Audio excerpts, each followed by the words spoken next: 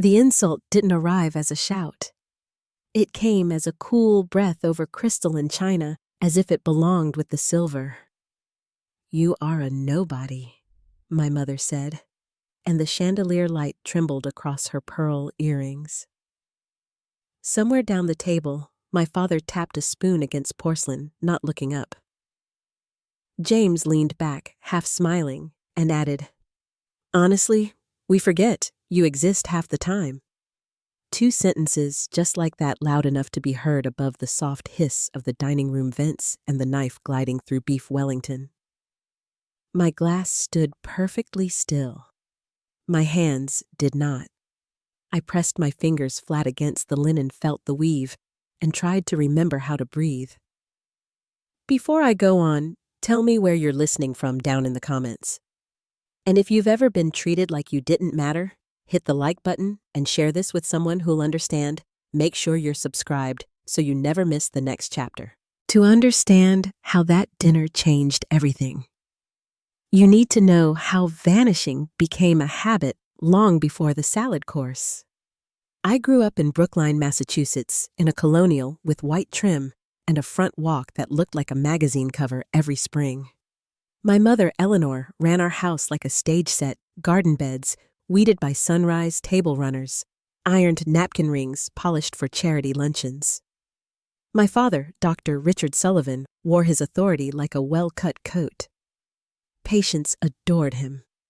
In the house, he moved from medical journals to phone calls with a kind of sacred urgency. Interrupting him felt like stepping into an operating room ungloved. James, 3 years older, had a grin that could turn a room his way. Lacrosse captain. Early decision to Harvard. The kind of son who collects applause the way other boys collect ticket stubs.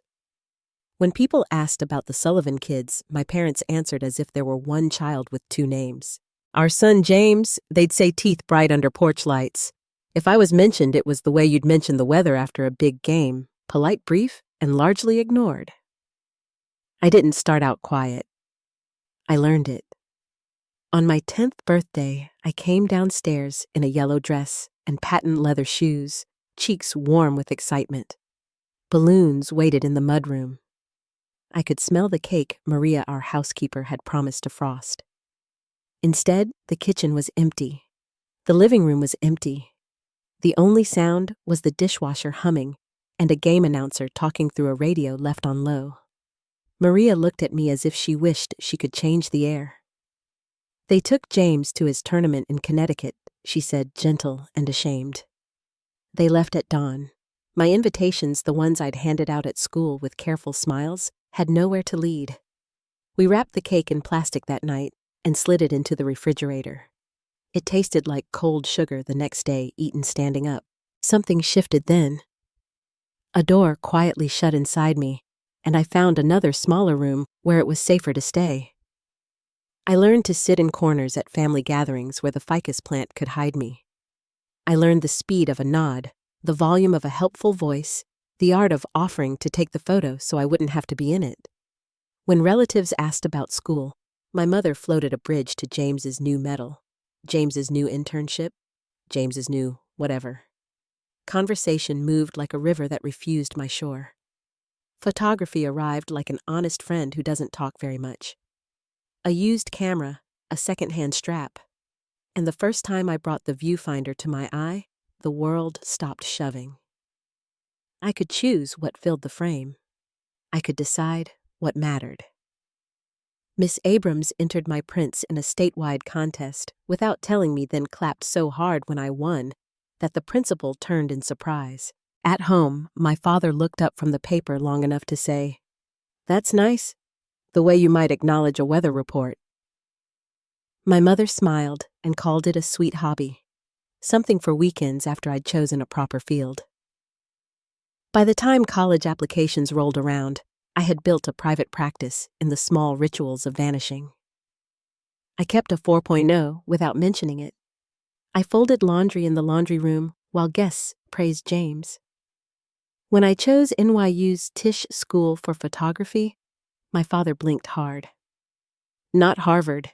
he asked. My mother tilted her head as if I'd misheard the question and might still correct my answer. New York, though, New York had a way of holding your face in both hands and saying, "Look at me." I found a pair of roommates with loud laughs and open hearts, a professor who loved the way my shadow spoke, and a stretch of Brooklyn street where I could walk after sunset and feel the city breathe with me. I met Michael at a gallery show crowded with glass and voices. He asked why I photographed not what. I told him about dignity in ordinary light. He said he recognized the feeling. Back home, the monthly dinners remained scheduled like dental cleanings marked the calendar brace for the chair. The house never changed. The scent of lemon oil on the banister, the long table in the formal dining room set with heirloom silver my mother polished like armor. At those meals, I practiced the choreography of shrinking. Shoulders slightly rounded, voice 2 notches softer than usual, a smile that said, "I don't take up much room." When I mentioned that a small Soho gallery was showing my series, the conversation turned mid-sentence toward James's presentation at a medical conference. When I called to share that Michael had proposed by a glassy lake in the Catskills, no grand gestures, just a ring whose vintage setting looked like it had remembered love before. My mother asked the carat size as if she were checking the weather, then compared it to what James might purchase for a surgeon's daughter. 2 weeks later, the gallery opening was standing room only. Friends pressed my hands. A professor wiped at the corner of his eye. 7 pieces sold that night. On the way home, we bought late pizza, and I laughed so hard in the kitchen I had to sit down. I mailed my parents formal invitations and a copy of the Artscope feature that called my work Quiet Power. The magazine disappeared into their mailbox as if the slot led to a time before I had been born. I kept showing up. Habit is a kind of gravity. I drove down for dinner with a bottle of good red and a dress I'd worn to the opening, the hem freshly steamed. Michael asked if I wanted him with me. I told him I did. I told him I didn't. In the driveway, he squeezed my hand and said he'd be there if I changed my mind. The house had that Sunday hush. It always had television muted in my father's study, classical music whispering from a speaker in the living room, my mother's perfume woven into the air like thread. She opened the door wearing a cashmere sweater and a look that scanned. Her eyes paused on my dress, then moved on. I smelled beef and pastry. She had made Wellington again, the one dish I'd stopped eating 3 years ago. "Oh, the vegetarian thing," she said when I mentioned it breezy as paper. "There are potatoes." We sat. The first course arrived in white bowls.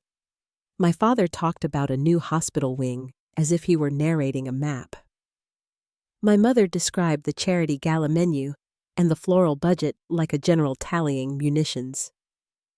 James spoke about a difficult diagnosis he'd nailed on a Thursday after midnight, and they leaned in. I tried to drop my news into the space between sentences Westbrook Gallery had invited me to exhibit in the spring. The magazine had sent a photographer to shoot my studio. Michael and I were thinking September for the wedding, but each time their attention pivoted like a weather vane turning toward a familiar wind. The injustice in my family wasn't a single act. It was layered like paint on an old banister one winter after another. It was the expectant silence that followed my words, the smile that froze on my mother's mouth when my sentence didn't end with my brother's name. It was the way my father's praise came only in the shape of a question about how stable my field was. It was the way my chair felt an inch shorter than the rest. By dessert, I had convinced myself this evening would end like all the others. Creme brulee cracked under spoons. The chandelier hummed softly. The vents kept whispering a patient central song. The conversation paused. The pause widened. Pause. I cleared my throat, not loudly.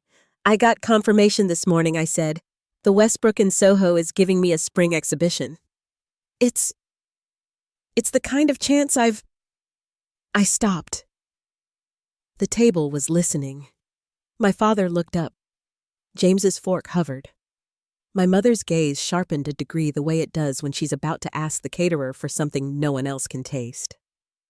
Then she said at I's steady voice, smooth as a lake's surface in old photographs. Letty, do you really think anyone cares about your little hobby? You are a nobody. Don't pretend you matter. It wasn't even cruel in her mouth. It was tidy like folding a napkin. James exhaled a laugh he must have thought would soften the blow. Honestly, he said, we forget. You exist half the time. The room did not tilt. I had always imagined that a moment like this would upend the floor, knock the glasses together, throw everything into chaos. Instead, the chandelier kept shining. The silver kept shining. Somewhere in the vent, a thread of air kept traveling from one room to another, keeping the house comfortable. I pressed my palms to the linen and felt the starch resist. My heart beat too fast. My breath arrived too shallow. My tongue found the edge of a tooth, as if it were a shoreline. The easiest thing would have been to let the moment pass. I knew how to do that. Someone would mention a conference in London. Someone would ask if anyone wanted more coffee. The insult would sink like a stone under a tablecloth heavy, but hidden, and by morning the fabric would look smooth again. Instead, I noticed details I had never noticed at that table. The fine crack in my mother's wine glass, a hair of light running down the bowl. The slight tremor in my father's right hand, the one that disappeared in the OR. The faint crease in James's forehead he got when a joke didn't land. The way Amanda's napkin had been twisted to a rope tight in her lap. I saw the table as a photograph I had not yet taken, every element balanced, every truth collecting in the light. Family is family. James might have said next if I'd given him time. My mother might have smoothed her napkin and asked about seating charts. My father might have suggested we not get emotional, as if emotion were a spill you could blot. But in the quiet, after those 2 sentences, all the birthdays and report cards and edges of rooms I had chosen for safety crowded into the space around my plate and stood there breathing with me. I didn't stand. I didn't speak. Not yet. I felt the fork's weight in my hand and set it down so lightly the sound barely rose above the air. And in the hush that followed, I understood that the next thing I did would belong to me and nobody else. Outside the dining room, the porch light glowed against the fall dark. In the hall, the clock ticked its old patient measure. I lifted my water glass, watched the surface hold steady, and told myself one true thing: I would not disappear this time. Michael drove us home that night with one hand on the wheel and the other resting lightly over mine. The road stretched ahead in long, dark ribbons, the headlights cutting through an October fog that seemed to follow us out of my parents' neighborhood. Neither of us spoke for a while. The silence felt different from the kind that used to hang at my family table. It wasn't cold or punishing. It was the kind of quiet that comes when everything has been said, but nothing has settled yet. I watched the trees blur by and waited for the tears I thought would come. Instead, there was only an ache, slow and deep somewhere behind my ribs. I kept replaying my mother's words, her tone so even it could have been mistaken for good manners. The shock had dulled into a heaviness I couldn't shake. When Michael finally asked if I was all right, I nodded out of habit, then caught myself. No, I said softly. But I will be. When we reached our apartment, he unlocked the door and waited as I stepped inside. The familiar scent of coffee and books met me warm and human after that museum-like house. I slipped off my shoes and stood by the window, watching the city lights tremble against the glass. Below, someone laughed too loudly on the sidewalk, the kind of carefree sound that belonged to people who weren't unraveling. Michael came up behind me and wrapped his arms around my shoulders, his chin brushing my hair. "You don't have to talk tonight," he murmured. "Just breathe." For the first time in years, I allowed someone to see the exhaustion I usually kept hidden. My body trembled not from fear, but from release. I realized I had been holding myself upright through dinner the way a building holds through an earthquake, pretending it isn't falling apart. That night, I didn't sleep much.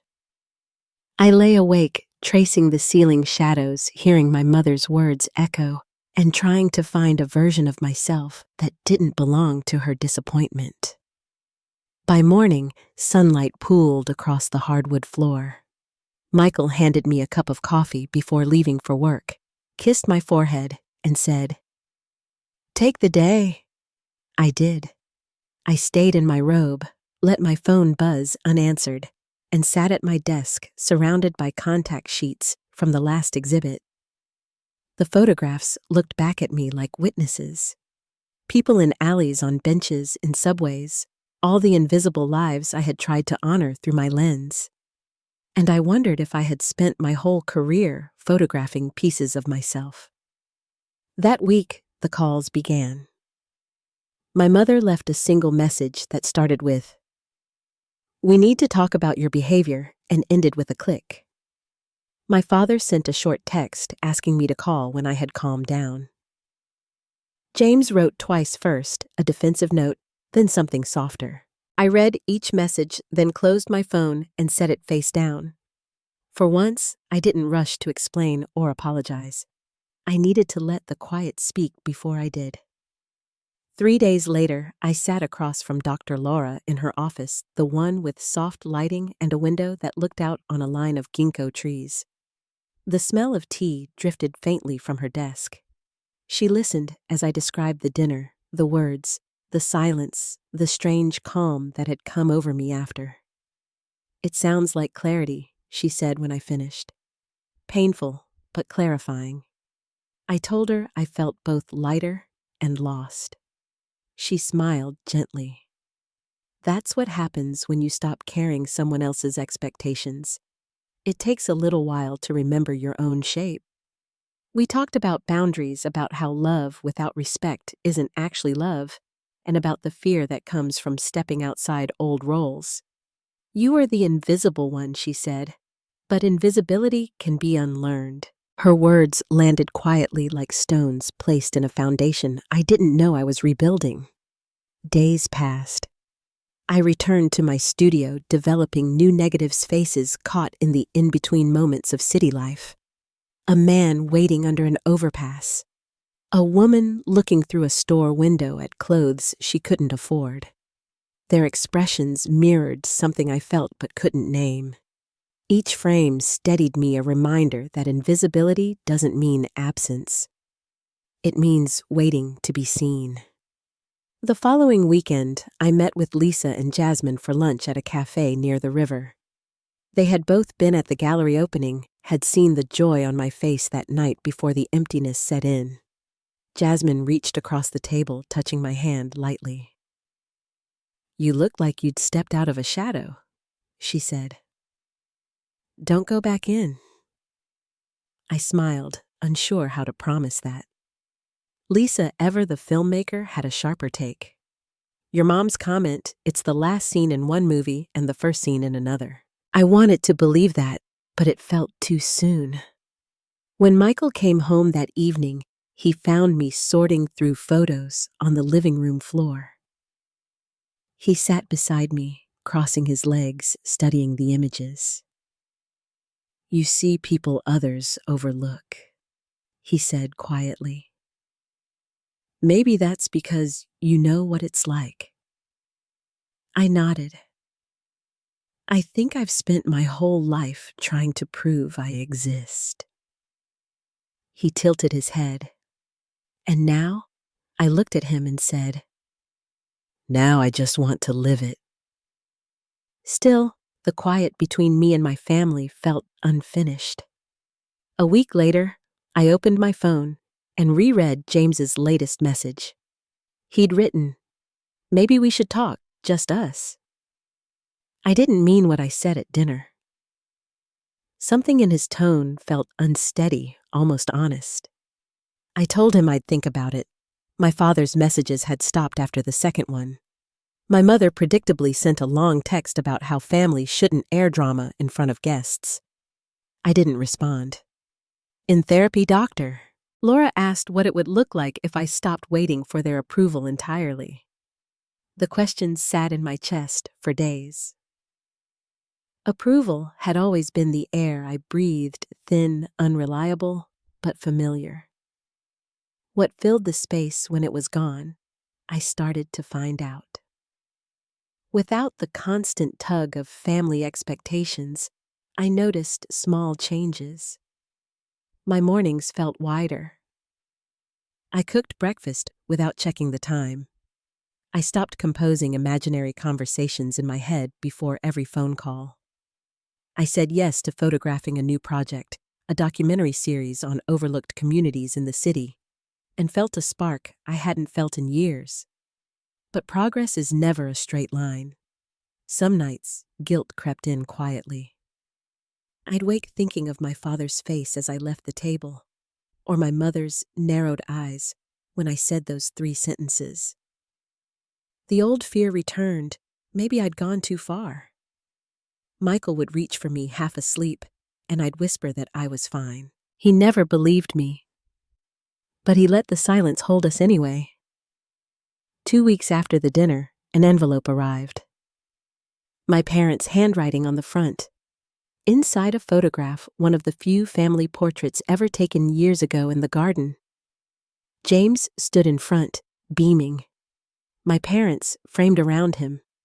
I was half behind a hedge, the corner of my face barely visible. No note, no explanation. I stared at it for a long time before tucking it into a drawer.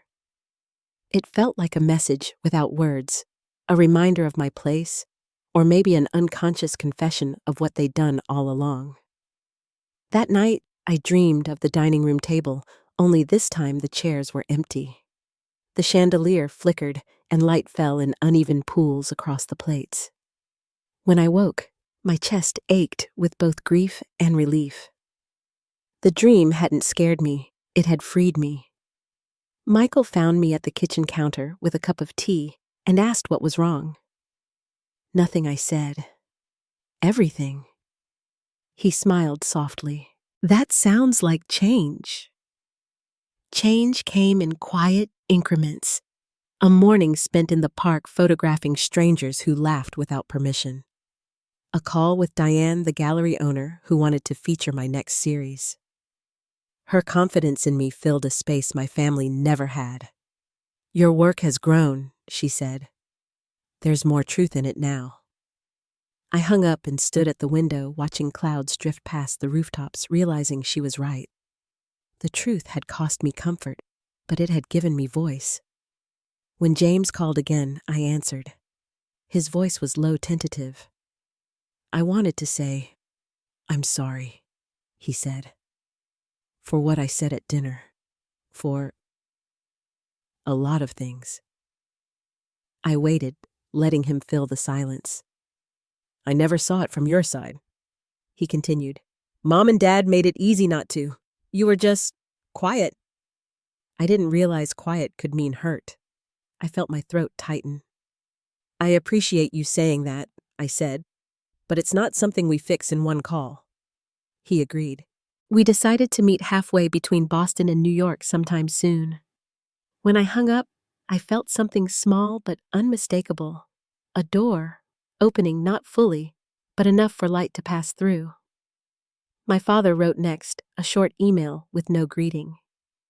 I have your magazine article in my desk drawer. I'm proud of the work you're doing. That was all. I read it twice, wondering if it had taken him all night to find those words. I didn't reply immediately. I let them sit, knowing their simplicity was more than he'd ever offered before. Through all of it, my mother remained silent, except for a single message asking whether I planned to attend the next family dinner. I typed, then deleted a dozen replies before settling on one line, not for now. I hit send and felt the same calm I'd felt when I left her house, the kind that comes when you finally stop asking for what someone refuses to give. Winter arrived early that year. Snow collected along the fire escape, softening the noise of the street below. I spent evenings editing photos and listening to the quiet hum of our apartment. Sometimes Michael would read aloud from his notebook words about belonging, about seeing.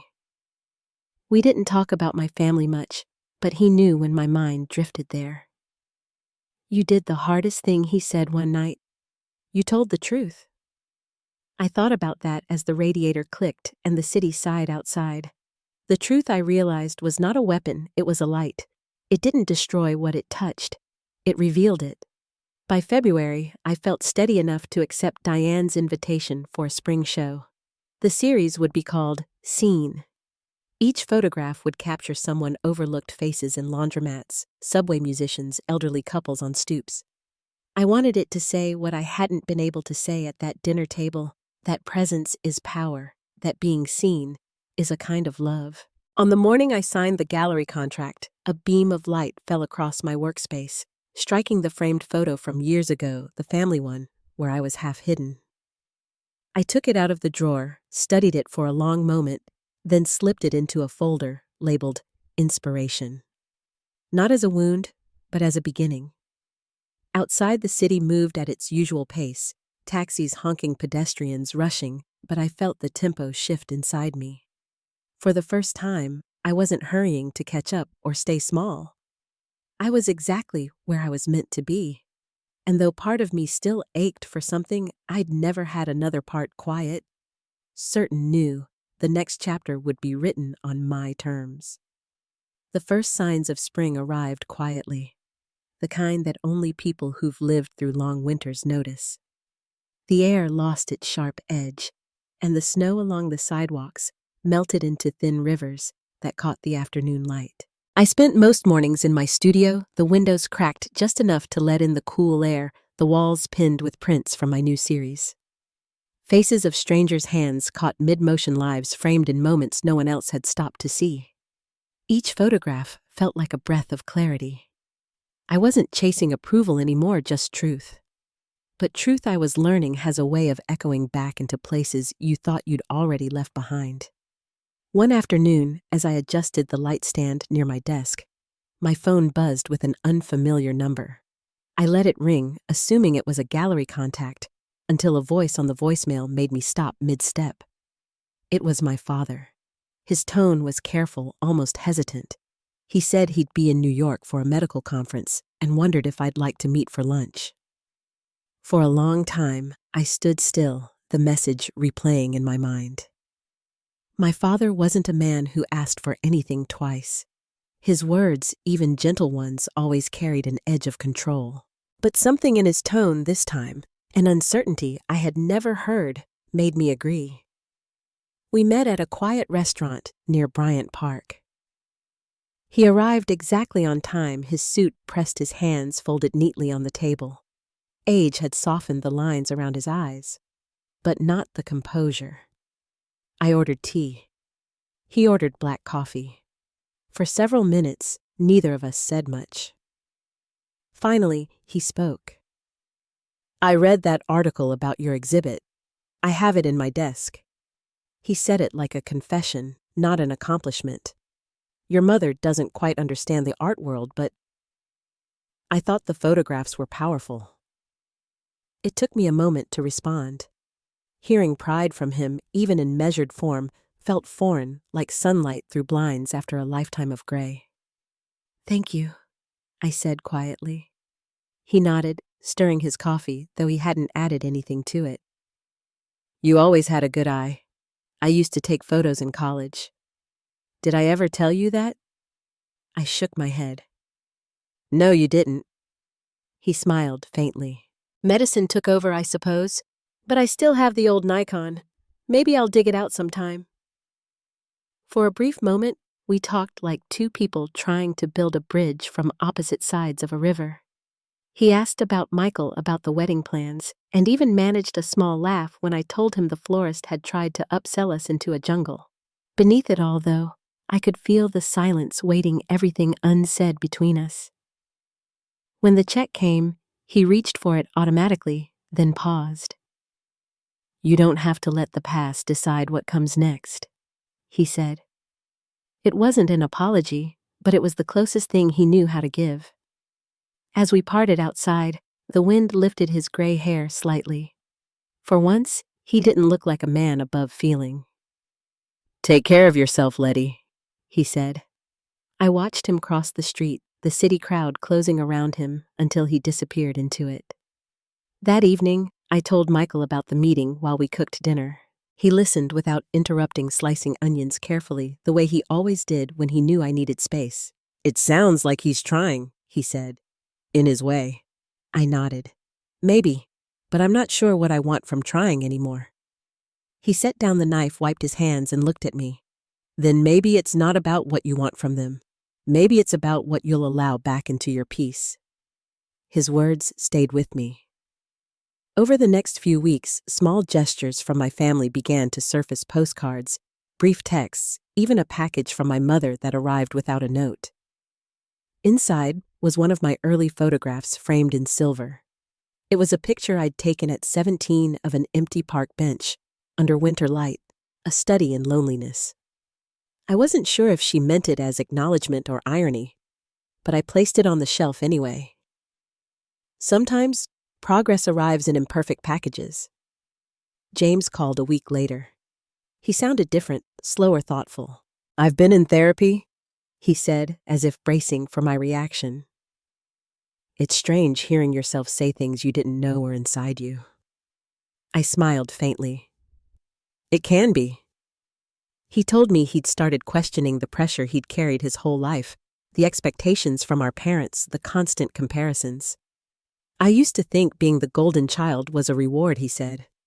"Now it feels more like a job I never applied for." We decided to meet halfway at a cafe in Connecticut that sat beside a quiet lake. When I arrived, he was already there, a cup of coffee cooling beside him. He stood unsure whether to hug me. I saved him the decision. The conversation was awkward at first. We talked about work weather, meaningless things. Then slowly it shifted. He told me about panic attacks he'd been hiding during his residency, how perfection had become a cage. "You were always calmer," he said. "I thought that meant you didn't care. Now I know it was just survival." I looked at him, really looked, and saw someone trying to peel back layers that had never belonged to him. "We were both just trying to earn love," I said. "You by shining, me by disappearing." He nodded, eyes bright in the pale light off the water. "Maybe we can stop trying," he said. When I drove home that evening, I felt lighter. The road curved through small towns where porch lights glowed against the dusk, and for the first time, I didn't feel the old ache of being unseen. The world itself felt wide enough for both of us. By the time my exhibition scene opened, that May something inside me had shifted. The gallery filled with people, friends, colleagues, strangers drawn by the photographs. I walked among them quietly, hearing murmured reactions, catching bits of wonder. Each image hung like a story without words. Michael squeezed my hand as the gallery owner, Diane, introduced me to a journalist from The New Yorker. "Your work gives silence a language," he said. I smiled, grateful that my silence had finally found meaning.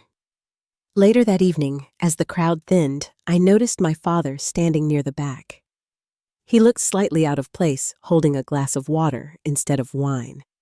When our eyes met, he raised the glass in a small gesture of acknowledgement. My mother wasn't there, but that night, I didn't need her to be. After the closing, we walked along the city street toward home. Michael's hand brushed mine, our steps easy. "You look different," he said. "Peaceful." "I feel seen," I told him. Maybe for the first time. Summer arrived with the scent of rain on hot pavement.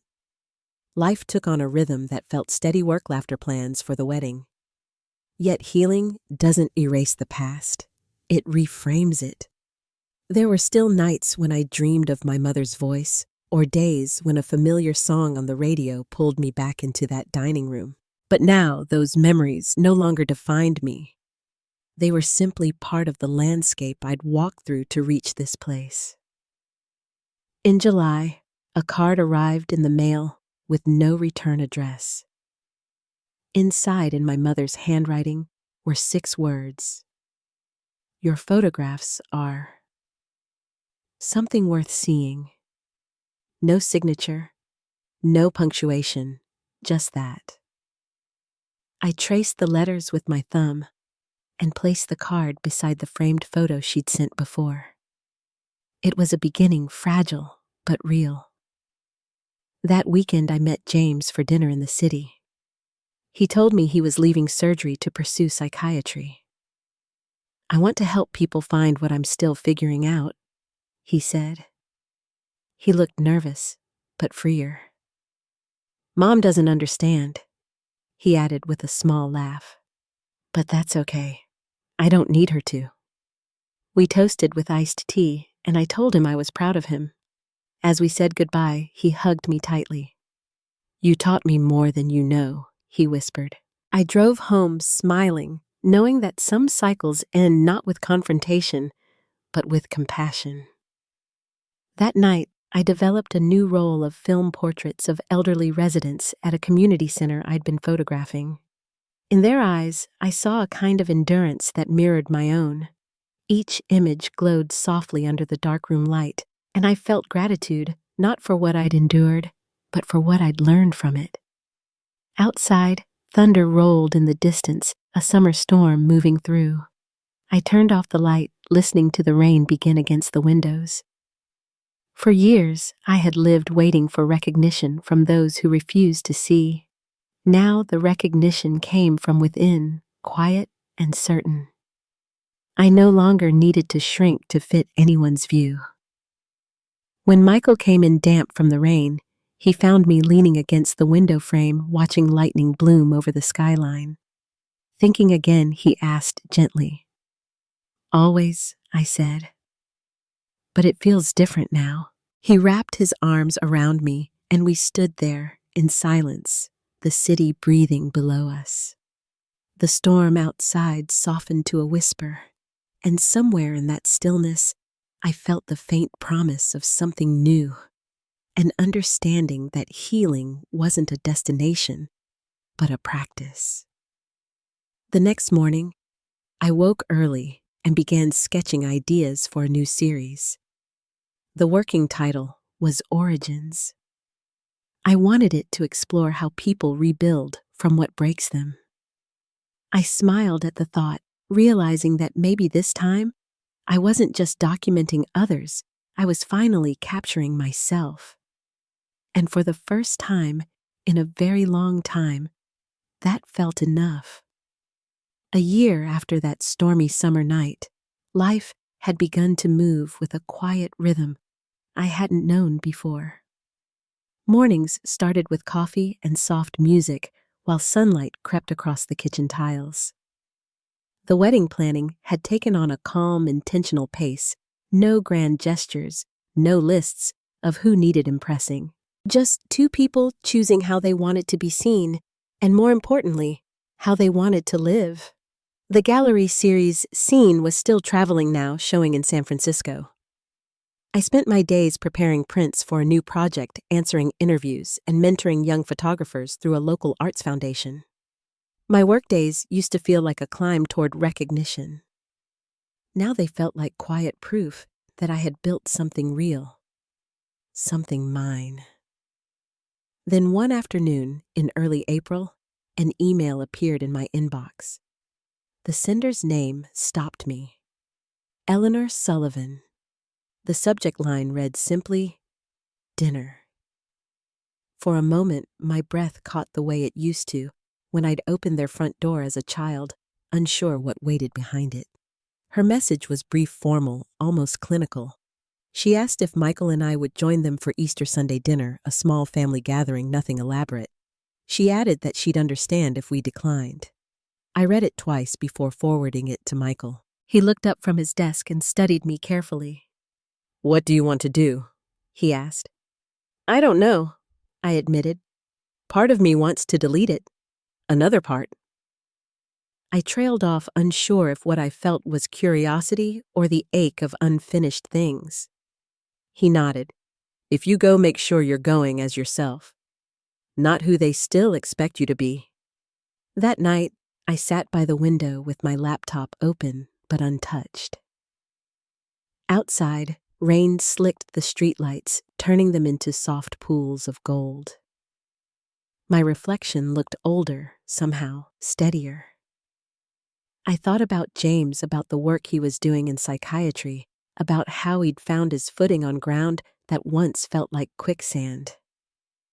Maybe it was time to test my own. So I replied, "We'll come for dinner. 2 hours, if things stay respectful." Easter arrived bright and mild, the kind of spring day that feels almost rehearsed. The drive to Brookline was familiar, but not heavy. The house appeared exactly as it always had, manicured, symmetrical, the porch urns already filled with fresh lilies. My stomach tightened as we walked up the steps, but Michael's hand brushed mine, grounding me. My mother opened the door. Her hair was shorter now, silver at the edges. She wore a soft blue sweater instead of her usual pearls. "You look well," she said. It wasn't affection, but it wasn't dismissal either. That small difference mattered. The dining room looked unchanged, but there were new details: a vegetarian dish among the roasts, a second vase of tulips near my place setting. Small gestures, but deliberate ones. My father greeted Michael warmly, even poured him a glass of wine. James and Amanda were there too, their laughter easy and genuine. Dinner began quietly. For a while, conversation stayed safe. James's new practice, Michael's latest short story, a mention of my exhibition in passing. My mother didn't interrupt or redirect. She just listened, hands folded neatly on the tablecloth. When dessert arrived, she looked at me across the table. "I saw the feature about your community project," she said. It was thoughtful. The pause that followed felt enormous. In another time, I would have rushed to fill it to make her comfortable. Instead, I let it rest. "Thank you," I said simply. Later, when we stood in the garden, she joined me by the tulip beds. The air carried that faint sweetness of early bloom and wet soil. She didn't look at me when she spoke. "Your father tells me you've found success. I suppose I didn't realize how much that world mattered to you." "It matters because I made it," I said softly. "It's not about the recognition." She nodded, the lines around her eyes deepening. "You were always different. I didn't know how to understand that. I could feel something shift in the space between us. Not forgiveness, not yet, but acknowledgement." "You didn't have to understand it," I replied. "You just had to see it." Her eyes glistened, though she didn't cry. "I'm trying," she said quietly. That was all. But it was enough. When we left that night, my father pressed a small envelope into my hand. "For your next show," he said. Inside was a short handwritten note and a check made out to the Youth Arts Foundation I'd been supporting. I thanked him, knowing the gesture meant more than words. The following months passed with a soft kind of momentum. James and I spoke often, sometimes meeting in the city for lunch. He was thriving in his new role, lighter than I'd ever seen him. My father sent an occasional text, small updates about travel or a new camera lens he'd rediscovered. My mother remained cautious but consistent, sending photographs of the garden or a recipe she thought I'd like. None of it was dramatic, but each message felt like a stone laid on a fragile bridge we were learning to cross. Michael and I married that October in a small garden ceremony surrounded by friends and the quiet hum of autumn. The air smelled of cedar and rain. My dress was simple ivory silk, with a faint shimmer when the light caught it. We exchanged vows under an arch of wildflowers, promising to build a life grounded in truth and presence. When the ceremony ended, I noticed my parents standing together near the edge of the crowd. My mother held a small bouquet of lavender, her face unreadable but calm. My father gave a restrained wave, the kind that said more than any speech could. And beside them, James grinned, holding a camera I'd loaned him years before. He caught a photo of us as we turned toward each other, unposed, laughing, utterly unguarded. The reception lasted well into evening. Lanterns glowed in the trees, their light soft and forgiving. Michael and I danced barefoot on the grass, the sound of a cello rising from the small band nearby. Around us, people talked and laughed and toasted. There were no speeches about family legacy or expectations, no performances. Just the steady rhythm of a night built on peace. Later, when the guests had gone and the house was still, I sat by the window in the borrowed farmhouse we'd rented for the weekend. The moon hung low over the fields, silvering the fence line. I could hear Michael moving in the next room, his voice humming softly as he unpacked. My wedding ring caught the light, simple gold, no diamonds, and for the first time, it felt like the weight on my hand matched the weight in my heart, steady, real, and chosen. In the quiet that followed, I thought about what Dr. Laura had told me during one of our last sessions. Healing, she said, isn't about erasing the past. It's about integrating it, letting it take up its rightful size and no more. I understood it now. My past would always be part of me, but it no longer decided who I was. The next morning, I woke before sunrise. The field outside was covered in mist, and the world felt new in that clean, hushed way mornings sometimes do. I walked barefoot onto the porch, the boards cool under my feet. A single bird called from the distance, its song rising and falling like breath. Behind me, Michael opened the door and stood beside me, coffee in hand. "Happy first morning," he said with a sleepy smile. I leaned against him, my head resting on his shoulder. "It feels like peace." He nodded. "You earned it." We stood there as the light crept slowly across the horizon, touching the tops of the trees and the edges of our hands. I thought of the long road behind me, the years of silence, the sharp words at that dinner table, the ache of being unseen, and realized that every step had led me here. When we returned to Brooklyn, life found its rhythm again. My next exhibition, Origins, opened that winter, featuring portraits of people rebuilding their lives after loss. It became my most personal work, a quiet mirror of everything I'd learned. My parents attended the opening, standing in the back this time, saying little but staying until the end. My mother approached me afterward, her voice barely above a whisper. "Your work makes people feel something," she said. "So does honesty," I replied. She nodded, her gaze steady, and for the first time, it felt like she saw me not as a daughter who disappointed her, but as a woman who had become whole on her own. That night, after the gallery closed, I walked through the empty space alone. The photographs glowed under soft light, each one a fragment of resilience. I paused in front of a self-portrait I had added at the last moment, me standing in a quiet alley, camera in hand, half in shadow, half in sunlight. I smiled at it, knowing that was exactly where I belonged. Outside, snow had begun to fall, dusting the city in silence. I pulled my coat tighter and stepped into the cold air, ready for whatever came next. The night felt vast, but kind, the way it does when the story you've been living finally starts to feel like your own. The night after the gallery opening, snow kept falling soft and endless. By morning, the city looked hushed, as if someone had turned down the world's volume. I woke to that stillness, the kind that holds you gently before the day begins. The first light filtered through the window, pale gold against the curtain, and I felt the slow, steady rhythm of a life finally unhurried. Michael was already up, writing at the kitchen table. The faint scent of coffee and toasted bread drifted toward the bedroom. I could hear him humming under his breath, that low tune he made when words were coming easily. It was the kind of morning I used to imagine when life felt too heavy to picture peace. When I stepped into the kitchen, he looked up and smiled. "How does it feel?" he asked. "Like I can finally exhale," I said, wrapping my hands around the mug he'd set out for me. The warmth seeped into my palms, anchoring me.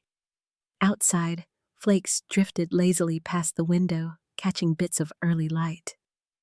It looked like the world itself was pausing.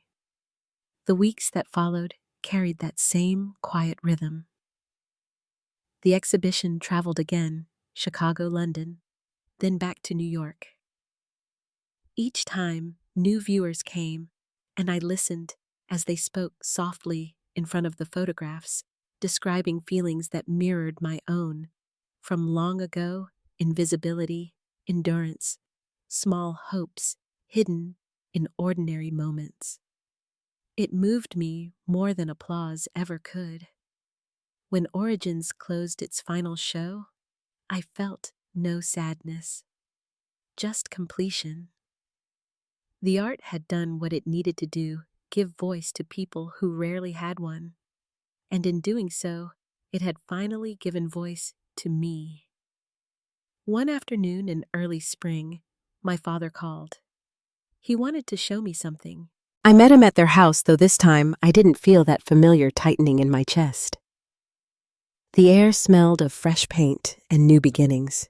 He led me to the study I had avoided for years, the one filled with journals and medical books. Now on the wall hung a grid of framed photographs, his own. Landscapes, still life, even a few portraits. He looked almost shy when he gestured toward them. "I dug out that old Nikon," he said. "It still works." I stepped closer to one photograph of their backyard just after rain. The grass glistened, every blade sharp with light. "It's beautiful," I told him, and I meant it. He smiled soft and genuine. "I guess you were right," he said. "There's art in what most people overlook." In that simple moment, a bridge formed, quiet, steady, built not from apology, but understanding. Later that afternoon, my mother joined us in the garden. The tulips were up again, brighter than the year before. She carried a tray of tea and sugar cookies, the same kind she used to serve at her charity meetings. But this time, she handed me the first cup. Her hands trembled just slightly. "I've been thinking," she said, her voice careful, "about how much I missed while I was busy trying to make everything perfect." The air between us stilled. Birds rustled somewhere in the branches above, and the faint sound of traffic hummed beyond the fence. "I can't rewrite it," she said after a pause. "But I'd like to see what's ahead, if you'll let me." I didn't rush my answer. "That's all I've ever wanted," I said finally. It wasn't forgiveness, not the cinematic kind. It was gentler, a mutual recognition that the past could rest without being erased. A few weeks later, Michael and I invited everyone to our Brooklyn apartment for dinner the first time our family had gathered under our roof. James arrived early, bringing homemade bread. He was relaxed, lighter, the way people look when they've stopped performing. My parents came together, holding a bottle of wine. My mother paused in the doorway, taking in the framed photographs on our walls, each one from a different series of mine. "You've made a beautiful home," she said. The evening passed easily. Conversation floated between laughter and small silences. My father spoke about his new photography hobby. My mother shared a story about volunteering at a local arts fundraiser, and James teased Michael about his endless notebooks. When the meal ended, no one hurried to leave. It was simple, ordinary, and extraordinary for exactly that reason. After everyone left, I stood by the window watching their car lights disappear into the city. Michael wrapped his arms around me from behind. "That went well," he whispered. "It did," I said. "Not perfect, but real." He nodded against my shoulder. "Real is better." Summer found its way back, and with it, a softer rhythm. I started teaching a weekly class at the community center, working with students who were learning photography for the first time. Many were older adults starting over after retirement or loss. Some were teenagers who hadn't yet found their footing. We spent afternoons walking through the city learning to notice light, how it touched brick, how it fell through trees, how it made even the smallest things worth looking at twice. One day, a student named Caroline, a widow in her 70s, showed me a photograph of her kitchen table, with sunlight spilling across a cup of tea. "I took this because it felt like company," she said. I smiled, knowing exactly what she meant. The class gave me more than I gave them. It reminded me that healing travels best when shared. At home, our lives stayed simple. Evenings filled with music and books, mornings with coffee and conversation. Some nights we sat by the window saying nothing at all, just listening to the hum of the city. Peace had once seemed like a distant horizon. Now, it lived in these small, steady moments. Every so often, I'd visit my parents in Brookline. My mother would show me her garden, proud of how the tulips kept returning. My father would point out a new photograph he'd taken, and I'd help him adjust the framing. We didn't talk about the past much. We didn't need to. The present was enough. One evening in late autumn, James and I met for coffee after one of his seminars. He looked content, the faint tiredness of someone who spends his days listening deeply to others. "You know," he said, stirring his cup, "when you spoke up that night at dinner, I thought you were ending everything. Turns out, you were just starting something new." I smiled. I didn't know it then either. We walked out into the cool air together, the city lights glinting on wet pavement. I felt gratitude, not the loud kind, but the quiet sort that lingers behind your ribs, for all the breaking and rebuilding, the leaving and returning, the silence, and the words finally spoken. That winter, I began a new project. It wasn't about invisibility anymore. It was about presence, the way light moves through the world when people choose to see it. I called the series Continuum. The images were softer this time, less about struggle and more about belonging. On the day I printed the final photograph, I stood in my studio as the afternoon sun angled across the floorboards. Dust hung in the light, each particle turning to gold for a breath before fading again. I thought about how years ago I would have rushed to capture that perfect glimmer before it vanished. Now, I just let it be. Peace, I realized, wasn't stillness or perfection. It was motion without panic light, without fear, love without needing to prove its worth. Outside, the sky deepened toward dusk, the city beginning to glow in shades of amber and violet. I turned off the lights, let the fading sun fill the room, and stood there quietly watching the last of it disappear. Some wounds don't fade because we forgive. They fade because we finally stop reopening them. What remains isn't absence, it's space. The kind you can breathe in. The kind where light finally gets through. If this story spoke to you, tell me where you're listening from. I'd love to know how you found your own kind of peace. And if someone you know needs a reminder that healing can be quiet, share this with them.